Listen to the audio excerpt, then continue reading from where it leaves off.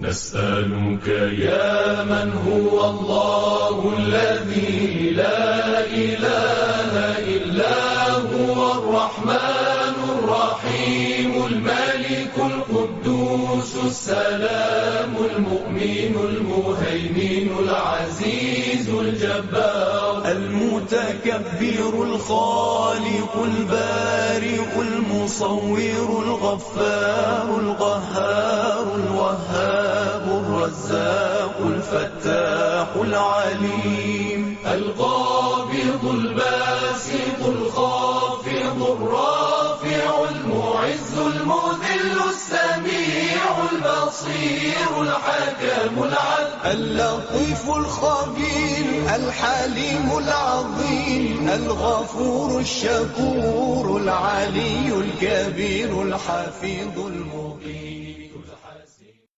Judul Peperangan Rasulullah, karya Asy-Syalabi dan Ali Muhammad. Pembunuhan itu menimpa delegasi Rasulullah. Pertama, pembunuhan delegasi Rasulullah Shallallahu Alaihi Wasallam, Al-Harits bin Umar Al-Azadi, dalam misi mengirimkan surat kepada Gubernur Syam bernama Hanits bin Abi Syamr Al-Ghazani. Kemudian terjadi pula pembunuhan terhadap belasan utusan Rasulullah dari Bani Sulaiman di daerah Dot Al-Tol oleh para penguasa Syam. Melihat perlakuan sewenang-wenang dari penguasa Syam dan Bizantium Romawi, Rasulullah berencana melakukan serangan pertama kepada Bizantium Romawi. Selain itu, penyerangan terhadap Bizantium Romawi ditujukan untuk penyebaran dan dakwah Islam di luar Jazirah Arab. Keberadaan Bizantium Romawi merupakan gangguan bagi penyebaran agama Islam di kawasan Timur Tengah. Di daerah Syam, Bizantium Romawi mengalami jalur perjalanan utama yang menghubungkan Irak dan Mesir. Dalam perang melawan bangsa Romawi, Rasulullah mengirimkan 3.000 pasukan menuju daerah Mu'tah. Pasukan muslim dipimpin oleh 3 panglima besar, yaitu Zaid bin Harits, Ja'far bin Abu Thalib, dan Abdullah bin Rawahah. Pasukan dalam perang Mu'tah ini merupakan pasukan terbesar yang pernah dikirim Rasulullah dalam perang. Mendengar kabar tersebut, Kekaisaran Bizantium Romawi mengerahkan pasukan yang besar untuk menaklukkan negeri Syam. Heraklius sebagai kaisar tertinggi Bizantium Romawi menanggapi hal tersebut dengan menyiapkan sebesar 200.000 pasukan. Pasukan tersebut terdiri dari 100.000 tentara Bizantium Romawi dan 100.000 dari kaum musyrik Arab. Melihat besarnya pasukan Bizantium Romawi, pasukan muslim tidak gentar sama sekali. Mereka mulai menyerang pasukan Bizantium pada 5 Jumadil Awal tahun 8 Hijriah. Pertempuran antara Bizantium Romawi dan pasukan muslim berlangsung sangat sengit. Pasukan muslim yang berjumlah jauh lebih sedikit mampu membuat kewalahan pasukan Bizantium Romawi. Sayangnya, dalam pertengahan perang Mu'tah, ketiga pemimpin pasukan muslim mati syahid. Meninggalnya ketiga pemimpin pasukan muslim tidak menggoyahkan semangat pasukan muslim. Khalid bin Walid ditunjuk sebagai pemimpin pengganti dari pasukan muslim yang dipilih karena kemampuan berperang yang luar biasa. Momen yang sangat penting bagi pasukan muslim adalah momen-momen ketika kedatangan pasukan bantuan dari Madinah. Pasukan Bizantium yang mendengar tentang pasukan bantuan muslim merasa goyah dan memutuskan untuk mundur. Mereka berpikir ada 3.000 pasukan muslim saja bisa membuat perang yang sesengit itu, apalagi ditambah dengan pasukan bantuan yang belum tentu jumlahnya itu tiba.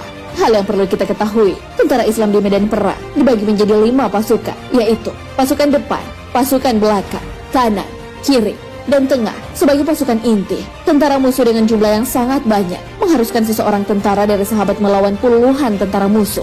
Meski pasukan musuh lebih banyak, dengan kuasa Allah Subhanahu wa Ta'ala, pasukan Islam memiliki kekuatan iman dan semangat jihad untuk meraih kemuliaan mati syahid, sehingga tentara Islam tidak merasakan beban berat jika menghadapi musuh yang lebih banyak. Allah Subhanahu wa Ta'ala berfirman, "Jika ada di antara kalian 20 orang yang bersabar, maka akan mengalahkan 200 orang." Al-Quran, Surah Al-Anfal, ayat 65. Demikian pula ketika perang Mu'tah yang melibatkan 3.000 tentara Islam melawan 200.000 pasukan Romawi. Meski jumlah musuh lebih banyak, sesungguhnya Allah memelihara kaum muslimin dari peperangan. Allah Subhanahu wa Ta'ala berfirman, "Dan Allah memelihara kaum muslimin dari peperangan." Al-Quran, Surah Al-Ahzab, ayat 25. Dalam catatan sejarah, usai perang ini Raja Heraklius cukup dirugikan sebab beberapa kali terlibat konflik dengan kaum muslimin, seperti Perang Tabuk dan Perang Yarmouk yang selalu berakhir dengan hilangnya sebagian wilayah kekuasaan Romawi Timur atau Bizantium. Mungkin saja kita berpikir sangat tidak masuk akal, tentara Islam yang jumlahnya hanya 3.000 menang melawan bangsa Romawi yang jumlahnya 200.000. Namun tidak ada yang mustahil bagi Allah untuk menjaga tentara Islam di medan perang. Wallahu a'lam bishawab. Wassalamualaikum warahmatullahi wabarakatuh. Dalam surat Al-Kahfi surat ke-18 mulai dari ayat 83. Wa yas'alunaka 'an dzil qarnain. Mereka bertanya kepada engkau wahai Muhammad tentang Dzulqarnain. Ini isyarat tentang sebab nuzul ayat tersebut. Qul sa'atlu 'alaikum minhu dzikra. Katakanlah aku akan bacakan kepada kalian sebagian dari kisahnya. Allah tidak menceritakan seluruh kisah Dzulqarnain. Ya. Karena Al-Qur'an bukan buku sejarah.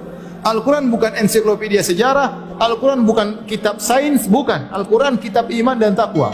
Meskipun dalam sebagian ayat berkaitan dengan sejarah, benar. Dalam sebagian ayat berkaitan dengan sains dan teknologi, benar. Tetapi Al-Quran turun bukan untuk itu. Itu hanya sekedar rangkaian untuk meninggikan iman dan takwa. Maka Allah hanya menyebutkan sebagian kisah Dzulqarnain yang bermanfaat bagi kita. Allah tidak ceritakan semua. Allah tidak ceritakan dia lahir kapan, kemudian istrinya berapa, enggak perlu Allah ceritakan.